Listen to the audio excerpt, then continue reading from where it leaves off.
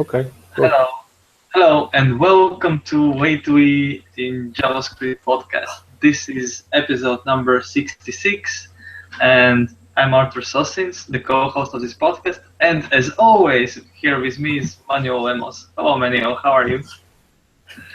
Now I'm having fun because it's a different perspective to see how artists can do as a presenter. And so far, we have been doing well. I'm Okay. fine too, but since my throat is a bit too dry after recording several podcasts, thank you, Arthur, for accepting this invitation to be the main presenter today. Okay. First, as usually, let's review the topics for this podcast. At first, we will discuss the proposal for using decorators in JavaScript, what they are, and are they coming to JavaScript or not. In the next topic, we will discuss this new feature in ES6 symbols, what they are, how to use them. Honestly, we have no ideas yet ourselves, but this article is pretty descriptive. Next topic is modules coming to the web platform, described by the standards, how they are created and what they would be and what to expect.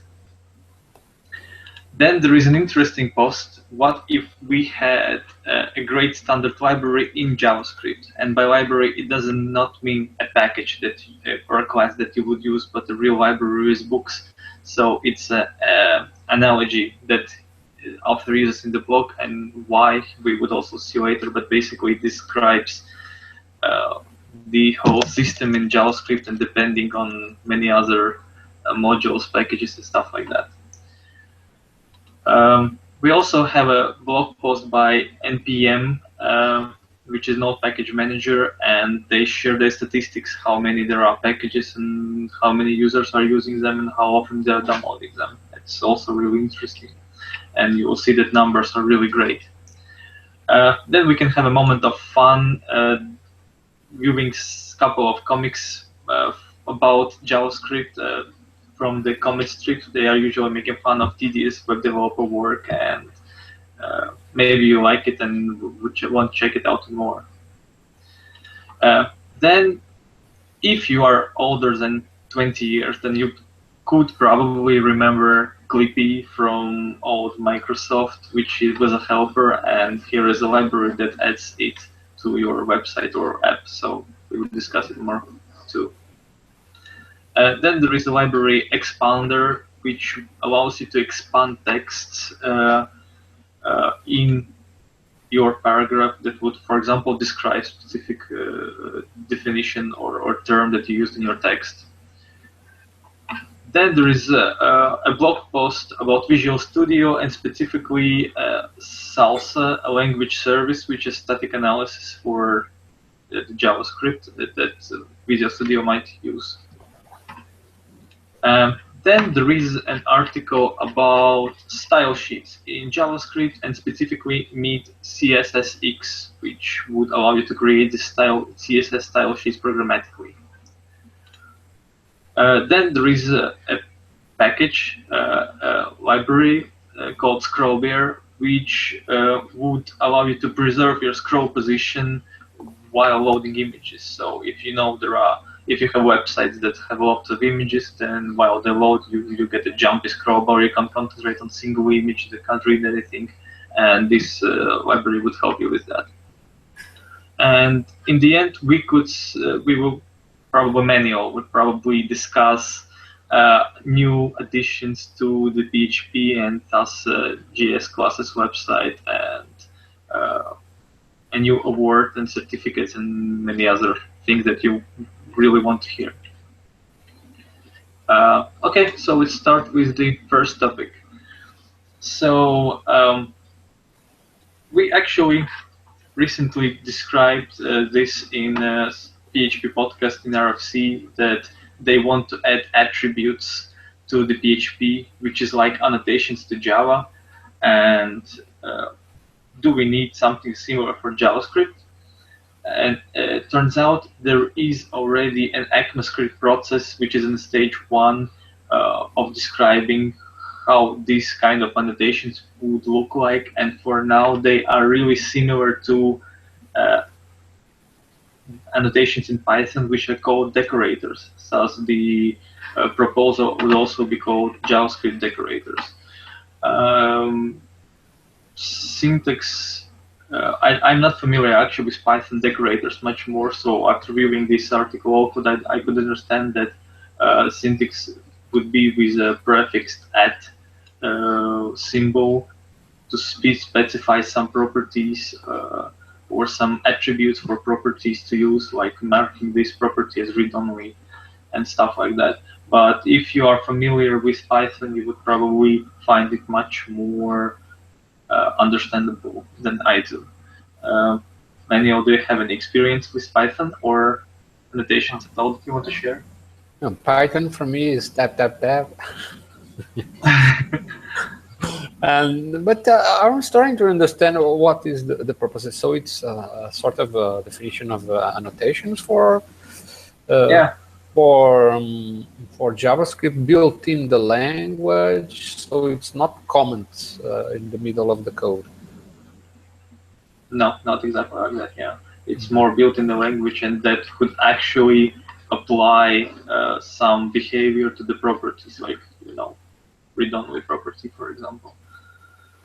Yeah, this so the purpose is the usual. Like I have some applications that could extract that information for some purpose, so that metadata. But how it would work? Because decorators, it suggests the decorator design pattern, which is totally different thing, right?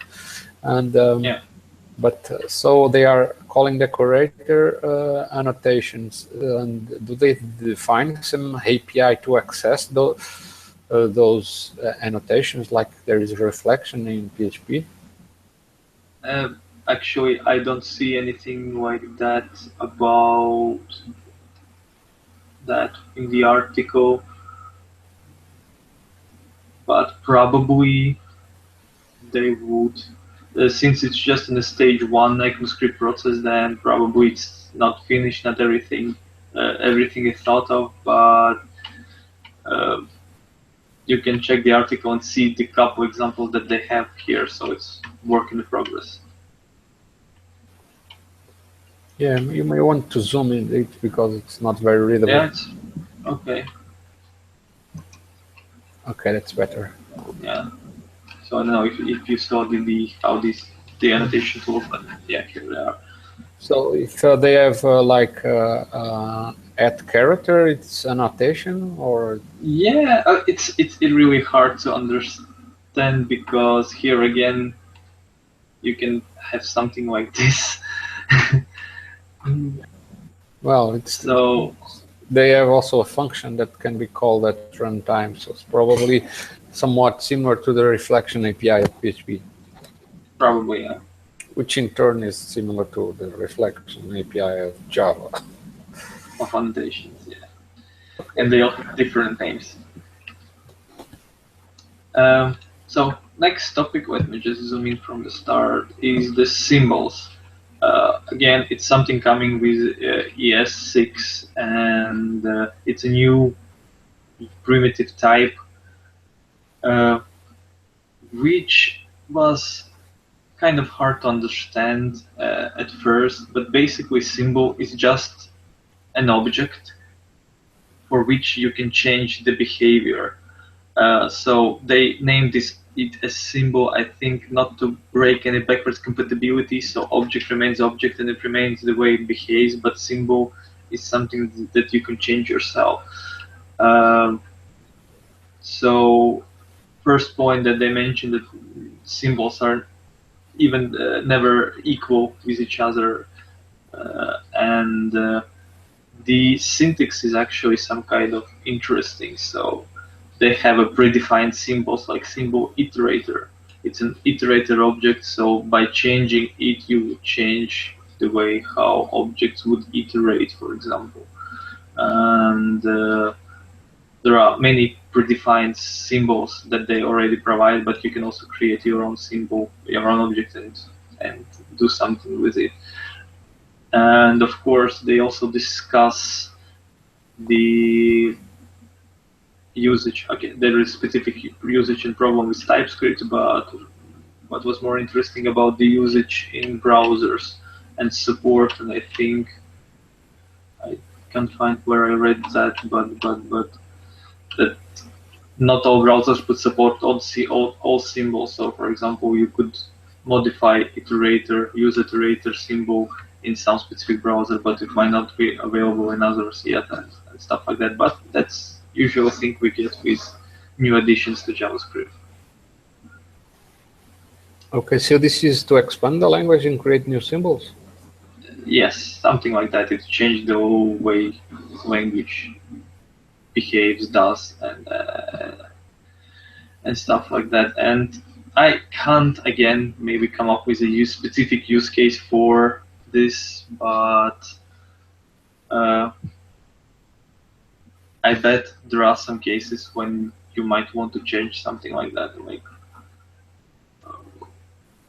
here is an example of the replacing summary. So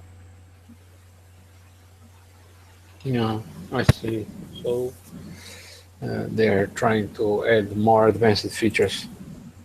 yes. Okay. And next is again ECMAScript related, is the modules. I think we already discussed modules a little bit in some previous podcasts, but basically this is from the formation that actually works on the specification of modules, and they have series of blog posts about new features, and in this one they are specifically sharing modules. So module would be a separate script or a separate file or a script that would have like its own scope, and everything defined there could be like only in this module. I think the similar thing is our common JS modules that are now used by Node.js, for example, right? Okay, let me zoom in maybe so it would be possible to see. So I think the inline script definition of module would look something like that. So we define a separate module here, and then we can require it and use it. And as they discuss here, that first specification that they gave on modules was kind of vague, and it was hard for them to come up with a more precise specification, so it could be used in both browser and in server side like Node.js. So all that they can tell that upon requiring module, there would be some specific hook that is called, and then based on the medium which is run or server side or browser side, the implementers will do something on their own to load this specific module. So it's basically all that they can say for now for that. And they discuss some specific pull requests and things they work on, and support for different engines. So if you're interested in that, you can check it more. But oh yeah, also there are some worker modules, so there are different module like types for purposes. So there could be worker module that probably will be run in parallel or something like that. And so yeah, it's again a new feature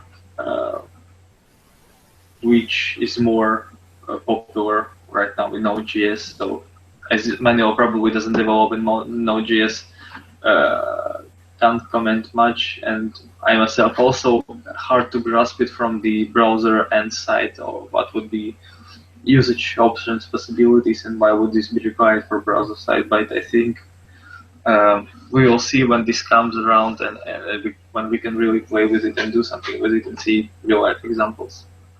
So the idea is to implement what Node.js already implements, the Node imports, right? Or not? Well, it's even more complicated than that, because they want to redefine what module is and make Node.js re-implemented the way they define it.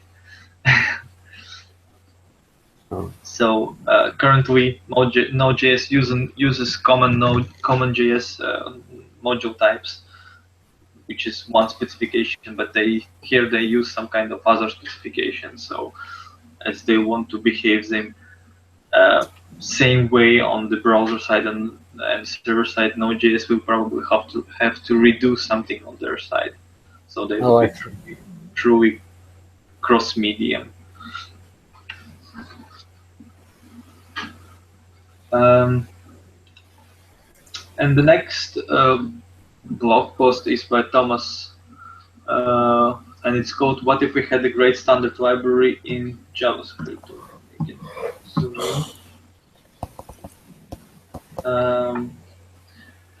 So as he mentioned, that there are lots of npm packages, over 250,000, and lots of them are just simple packages doing some simple job, one-liners, and still many folks are reusing them in their own as dependencies. Instead of writing this one-liner yourself, there you are downloading a package. And what he compares to it, that if the normal library with books would be written, like represented in JavaScript, it would look like a scrap of papers connected with strings. So if you want to read a book, you actually need to follow a string to read another piece of paper, another piece of paper, another piece of paper to get the full picture.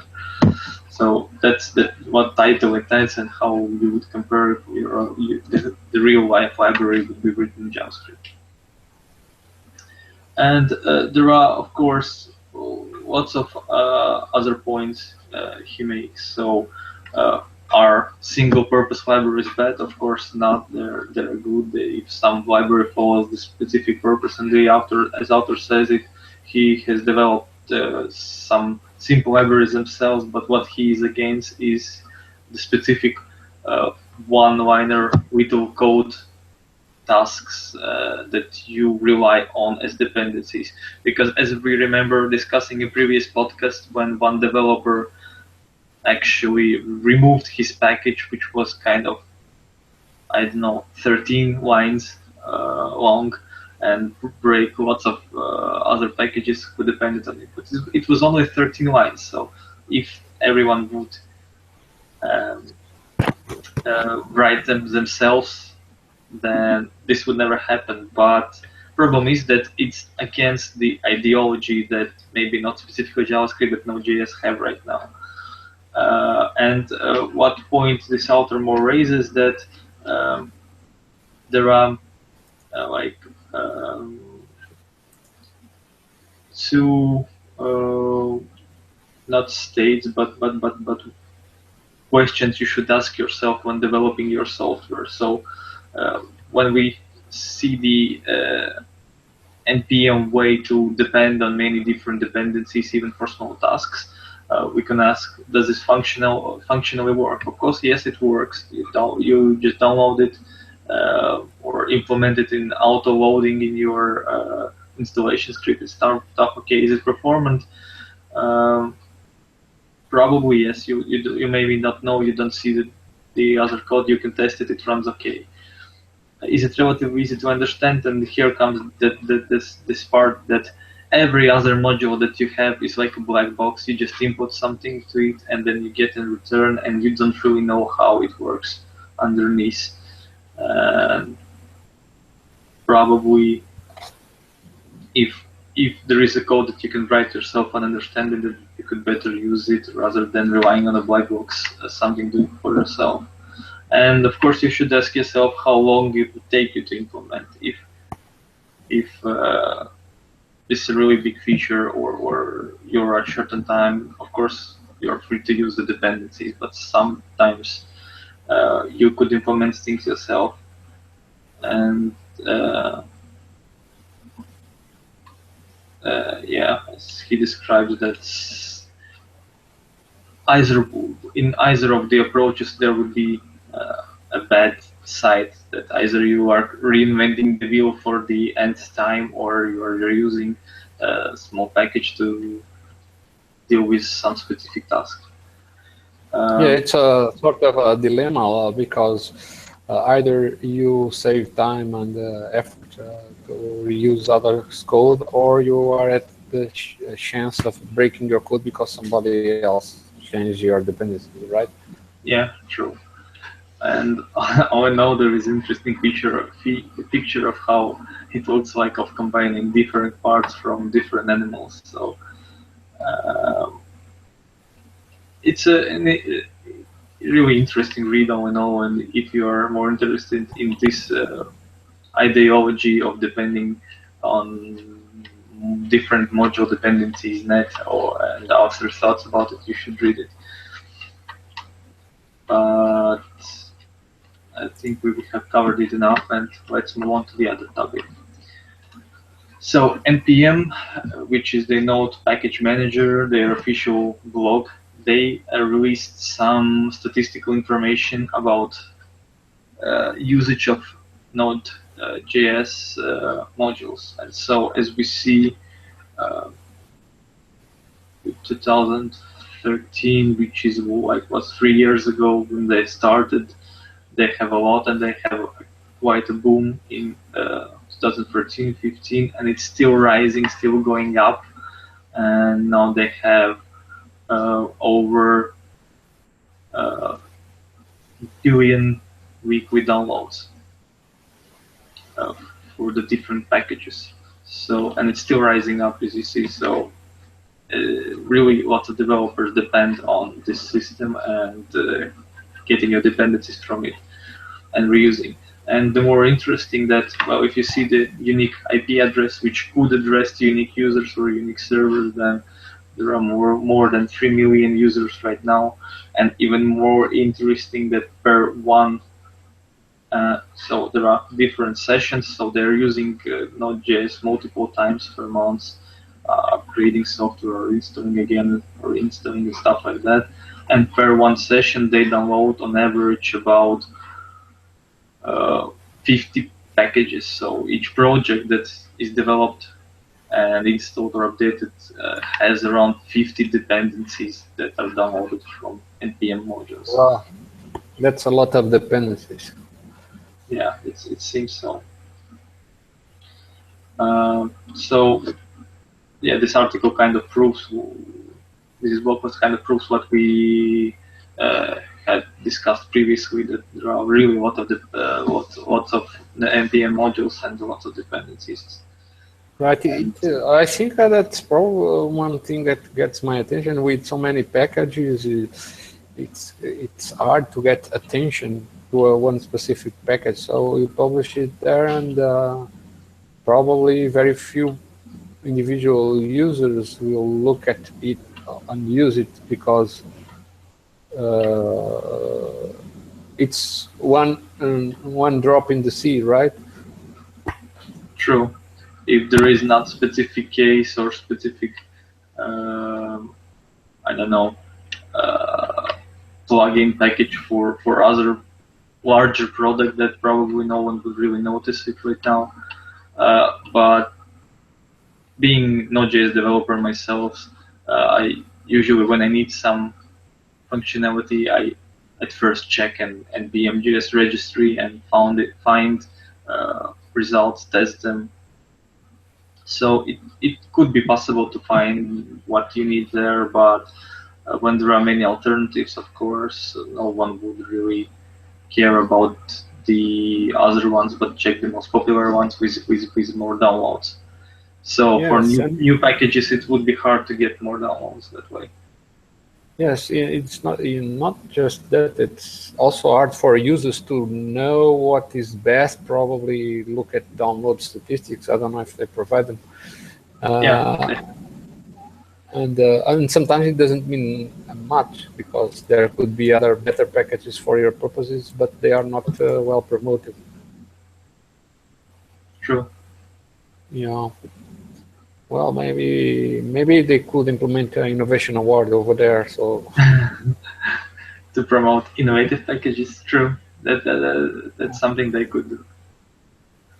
Or the authors send them to JS classes so they can get some exposure.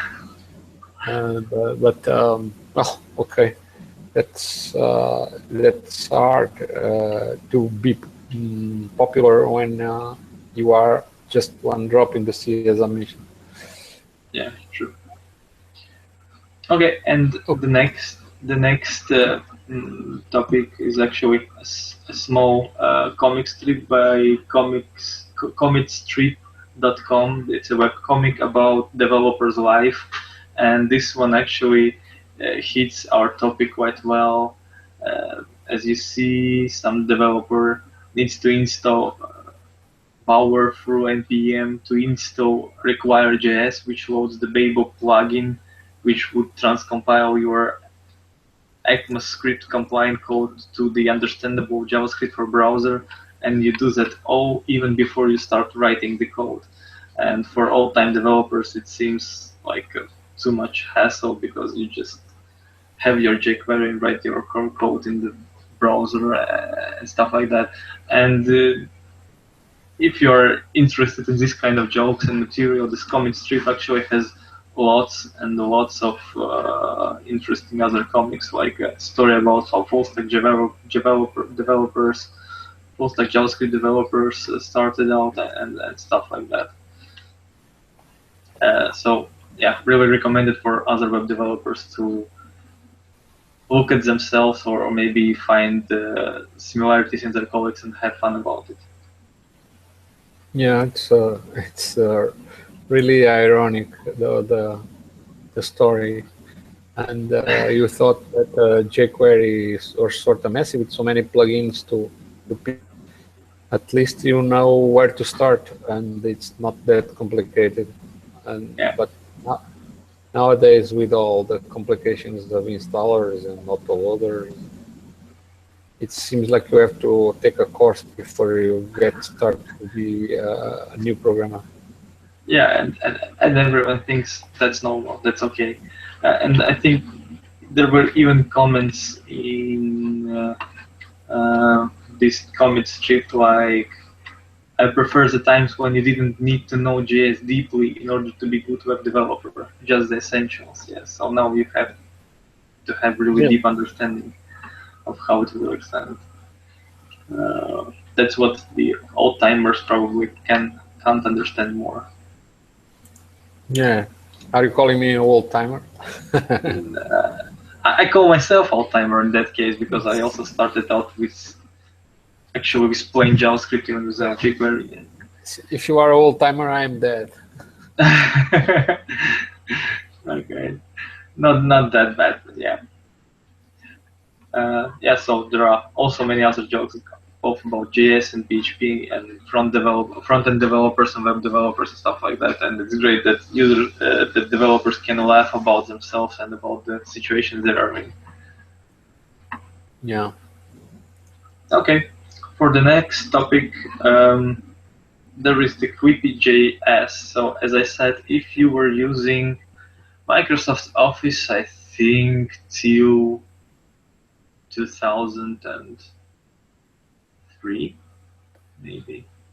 I don't remember exactly when they killed those little helpers, but I was using, I think, from Microsoft like 98 or something like that, and they have these little helpers. When you open a Word document, this little helper would help you to search, to understand these functionalities and stuff like that, and you could even change them to different characters. But Quippy was the default one appearing. And now there is this JavaScript library, Quippy.js, that would implement all these animations in, how did they implement this actually? In not even canvas. It seems to be images. Images, yeah. Interesting, really interesting. Yeah. Yeah, it's funny that somebody bothered to create this. Exactly.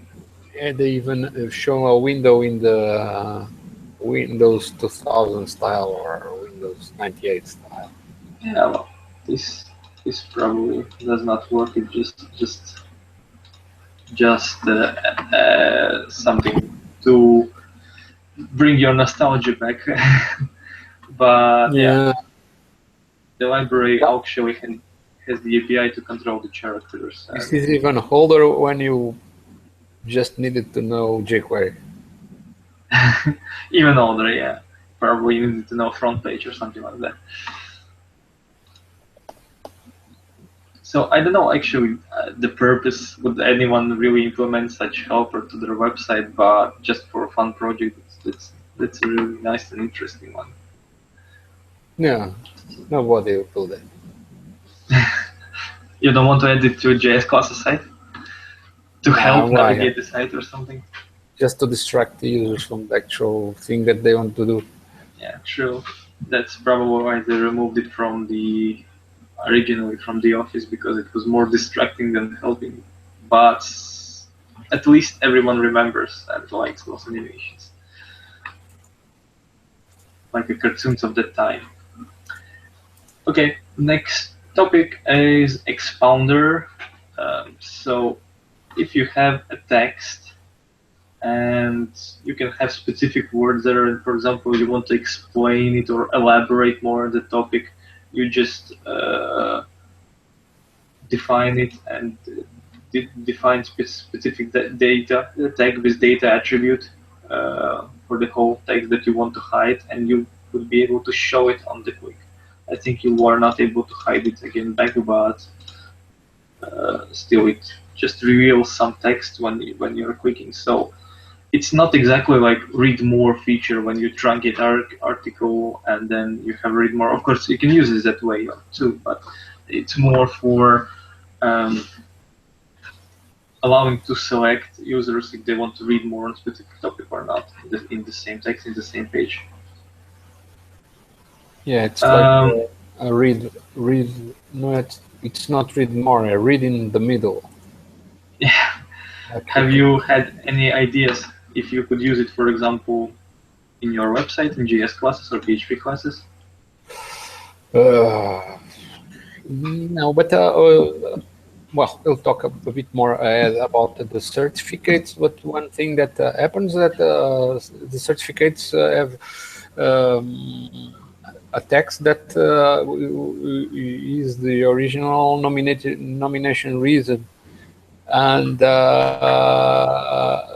some explanations are a bit too long, and the space in the PDF is limited. So I cannot put a scroll bar on on a PDF document. But you can't put the library too, because PDF. But in that case, it would be more the read more. Yeah. Read more, and I use something that is not yet standard, which is line clamp. It's a CSS property that WebKit supports, that you can say, "Oh, only show me the first 7 lines of text." Oh, interesting.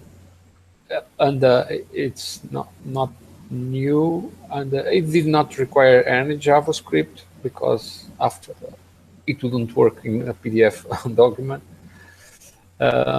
Previously on, we used ellipses that truncates the text of some we did provide it. But well, yeah. it defaults to the clip, the overflow hidden. So, but there is that line clamp, but after 7 lines, if there is more text, you just put the ellipses. Yeah.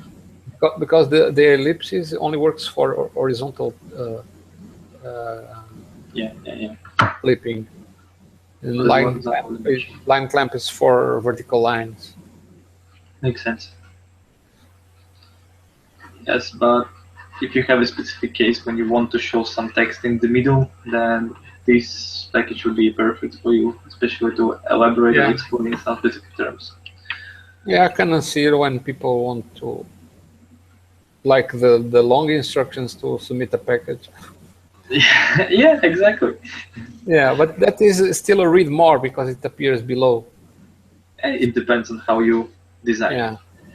Well, next time you submit the package, you'll see that now you only have 5 points, which are very basic, and all those explanations that most people would not read are like a single click on a link, and they appear, and if you want to read them, you read them. Okay, and the next topic is previewing salsa. So the Visual Studio has a support for JavaScript, but for now, how they provided some IntelliSense or error debugging, not debugging, but identifying and showing errors, was that actually they were, while you were writing your JavaScript code, they were running it from time to time and seeing if it compiles, if it provides any errors and stuff like that. And while it would work for small projects, but once you have some larger data processing, some loops or some asynchronous functions that query data from other servers and stuff like that, it all becomes unusable, and because it should be executed every time and every time and every time. And so they introduced the Salsa language service, which would be a static analysis tool that analyzes the your JavaScript code and would provide the same stuff that Visual Studio provides, like errors, code completions, and even type hinting probably.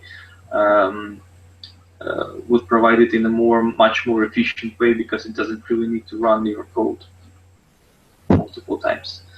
And I think as I say, you can already enable this Salsa in Visual Studio 15 preview. I don't know. I'm using Visual Studio for some other project, but it was quite an older version. I think 12, maybe 13. And I did not use it for JavaScript, so I can't say exactly, but as they say that you can enable and try it out, and it also supports 6 and CommonJS modules and JSX. So it would be like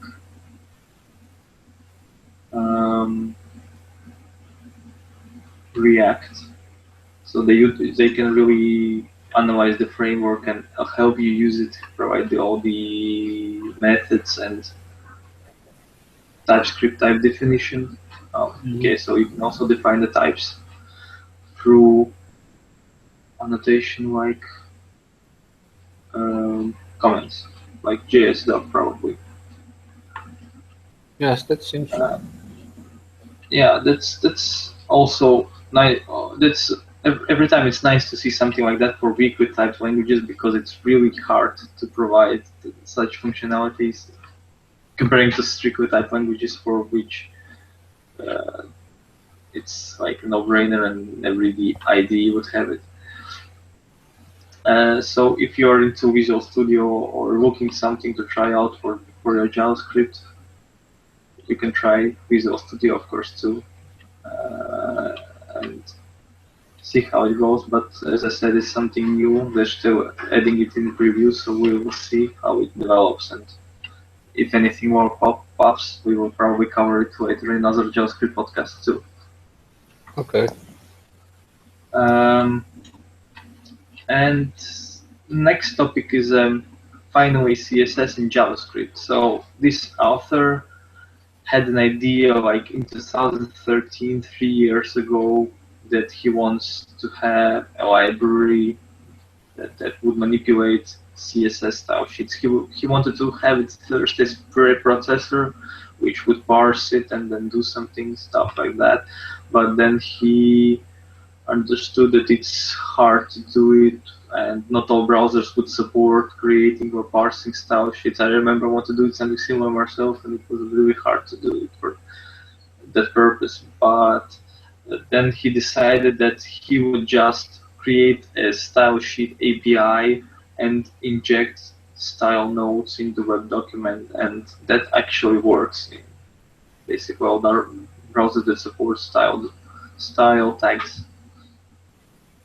And so this library, which is called CSS6, was developed, and it would allow you to define all your CSS in JavaScript. So as the author says that now you can define both HTML and JavaScript through frameworks like React, for example, and now you can define CSS in JavaScript. So basically all your web page can be a single JavaScript file, and that's all that you need. Portable, copy over to any server, single JavaScript file. That is basically all that it needs in one file. It's really an interesting thought if you think about it, but probably that would not be the main reason why you use it. Most probably it would be for creating themes or making more dynamic changes, so you would allow users to adjust some things and dynamically generate these style sheets be based on user settings. At least that's what I probably would use it. Yes, I actually remember having seen a similar library, but for PHP to compose CSS CSS rules dynamically, programmatically. I mean, but that's a different approach, because you would be actually defining style sheets that are not affecting the current document because you are on PHP side. Yeah, you don't be outputting it. But this one actually has lots of like advanced features to use. That you have a style sheet that you created, you can add like a clause that is media query, and then add children to that media query. So it's really, I think it probably supports everything that you can do in CSS, really, not just changing styles of specific elements or classes or IDs, but even media queries and probably font loading and stuff like that.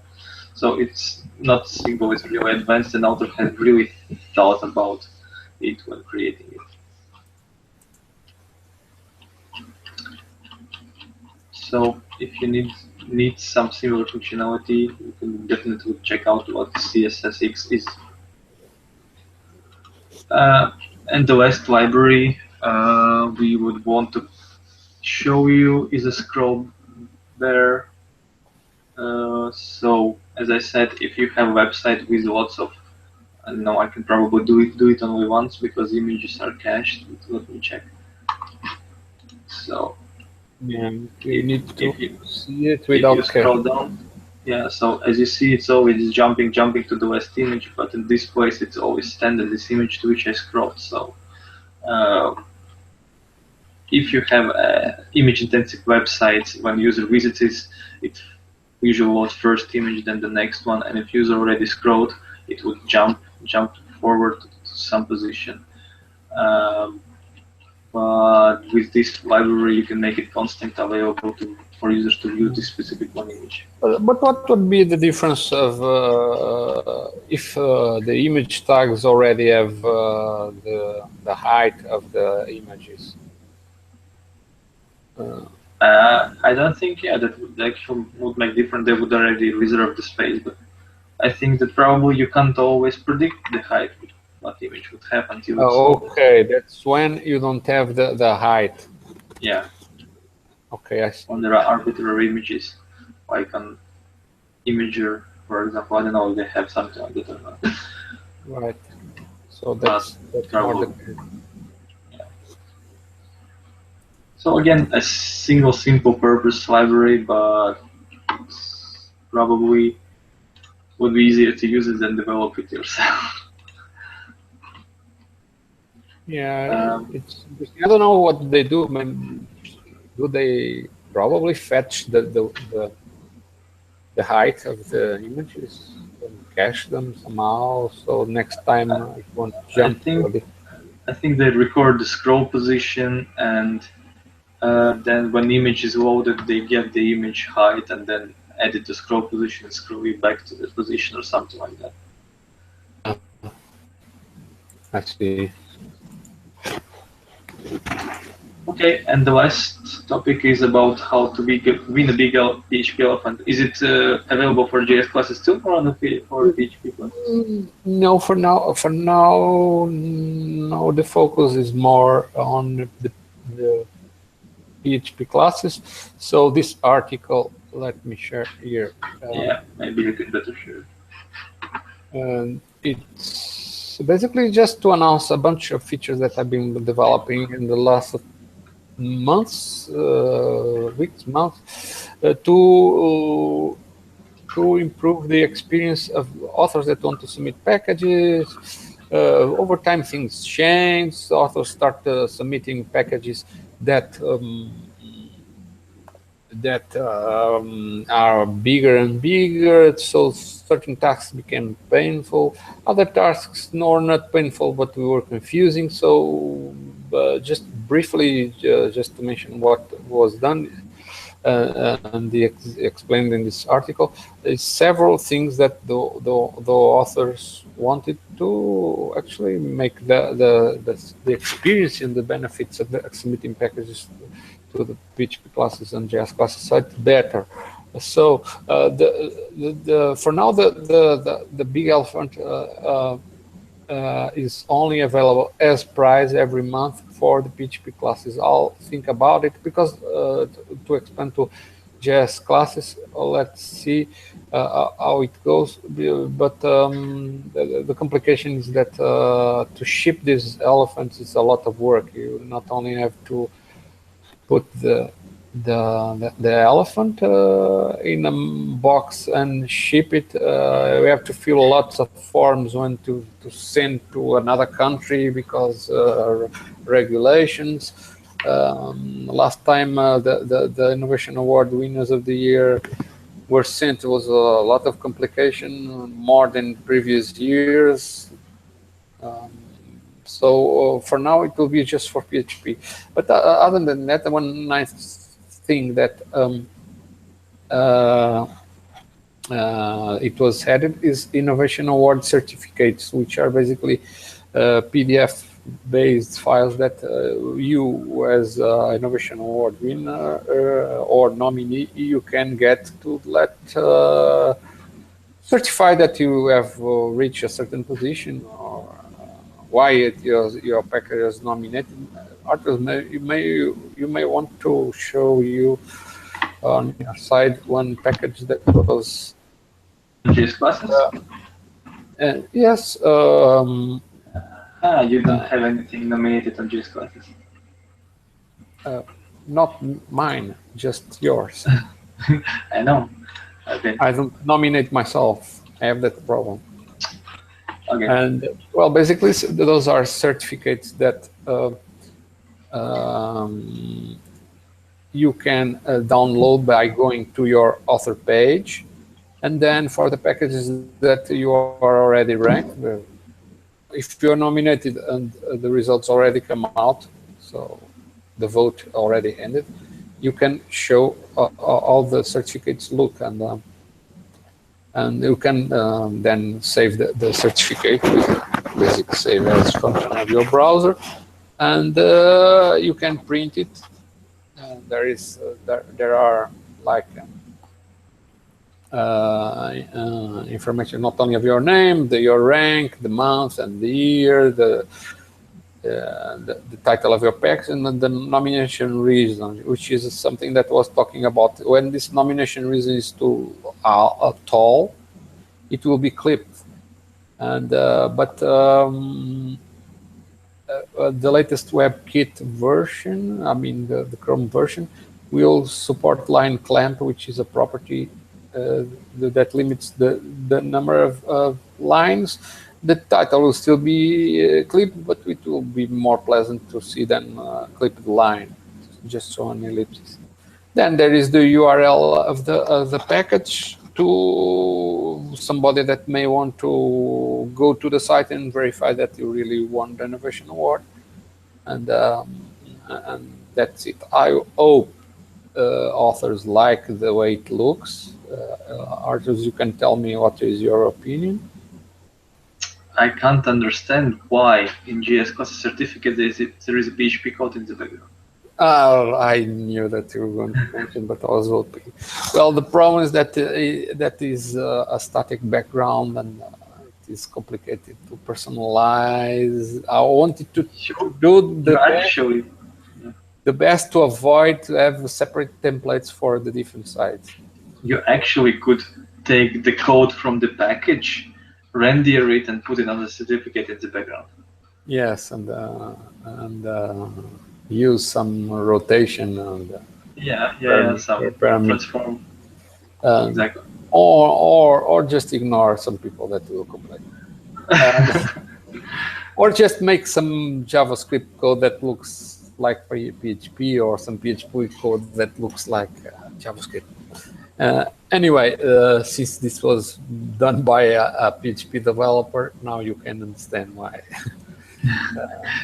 It was not me, it was Roberto Aleman that did this template. So this is one of the new features. The other feature that I'm going to comment here, I don't know if you can. Oh, I was not sharing my screen. Anyway, just to mention that things very briefly, just so we cannot do not take much longer. This has been a long podcast. Besides the certificates, and then the Innovation Award winner of PHP that will get a personalized elephant with their name and in a stripe. There are other things, for instance, notable packages. When you release a package that is considered notable, there is a new mailing that goes out to many tens of registered users, at least in PHP class side. In JS class side, it's somewhat less. But they will be immediately prompted, because in the past that used to go just to premium subscribers, and there are no premium subscribers in JS classes, so they wouldn't know what was considered notable. And there is also a post in the site blog to show people that was considered notable and why. The package submission process was also simplified with less instructions, because some people were not willing to read the whole instructions, so now just suggest the 5 lines and that's it. There is also a responsive interface, so you can submit packages even if you are on a small mobile device. That's not good for uploading files, because nobody uploads files from mobile device, at least I think. But if you just want to import the packages from, for instance, from GitHub, you can do it now from mobile device. Everything will fit. There was also an improvement for fast importing packages from repositories, because before the site would require the author to tell the roles of the files, to tell if this is a class, an object, or if this is an example, a documentation. Now there are some heuristics that the site uses to guess the roles, and you no longer have to do it unless you want to fix some guess that was wrong. So that is one thing that Arthur's I did not have the time to let you know, but once you have time to submit a package, let me know if it is guessing right. I have some rules, at least for JavaScript, to guess what is a module, which should be considered a class. And for PHP, it is easier, because PHP has its own parser built in the language. So it can parse and let me know what is a class, if there is a class in there, an interface, an object. If there is some code trying to create an object, it is considered an example. But for JavaScript, I had to just do some dirty tricks, like search. If there is a new statement in the middle of the code, it is an example. It may not be an example, but okay. But if there is a this dot reference, it is a class, because only inside a class you can use this dot. Can you use elsewhere, but it has a different meaning. It refers to a different object. And well, okay, that is an improvement. So now it is easier. You should just in a few clicks import your package from a repository. And there is also a new enhancement, which is let your authors specify where they want to tell eventual contributors to go to collaborate in their package development. Is it available on JS classes too? Yes, that is available on both sides, because that part is common. There is no difference. Even the only difference is the rules for guessing file types. But even that there was an effort to make it work more or less in JavaScript. Other than that, the package approvals were made faster, because sometimes people have to wait months, not months, but weeks, days, weeks, until I had time to fully review a package. Now, the package, I do just a brief review, make a few edits in the description, and maybe later I will fix the description and fully announce it, nominate it as notable, or for the Innovation Award, which always happens in the end of the month. But that's basically the improvements, and I hope authors appreciate more and feel more motivated to submit their package, because before it was really bureaucratic, and people, younger generations, want to do less and less to achieve more and more.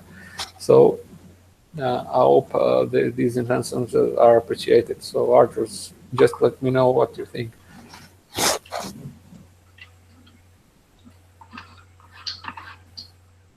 And that's it. No, I was hoping that you tell me anything about your opinion. I'm just trying to find the place where you can put the collaborate link in JS classes, but for some reason the collaboration link is related to the repositories that we import. So you need to go to the, as you may see in the article, in the get more collaborators to your packages. It's in the remote repository page. So if you go there and add it. Where is the remote repository page? You need to use the import link on your package. Oh, okay. Import. So you can. Yes, I see it now. Oh, and it automatically. Okay, so it's automatically already linked to my. Is it automatically linked already? I don't know, because for existing packages, I did not change anything. I probably updated it, so site updated it, so it's also a bit to location too. Because for GitHub, there's a special support to make it more automatic, but for other repositories, it is not so automatic. But I hope that is more motivating, so we don't think, oh, that's bureaucratic. And so. But yeah, it's working. Okay, that's fine. So I guess we reached the end of this podcast today. It was quite long, but I hope it was interesting. And thank you, Arthur, for saving my throat, because after several hours recording, it took quite a long time to talking. Sure, no problem. So on my behalf, that is all for now. Bye. Bye.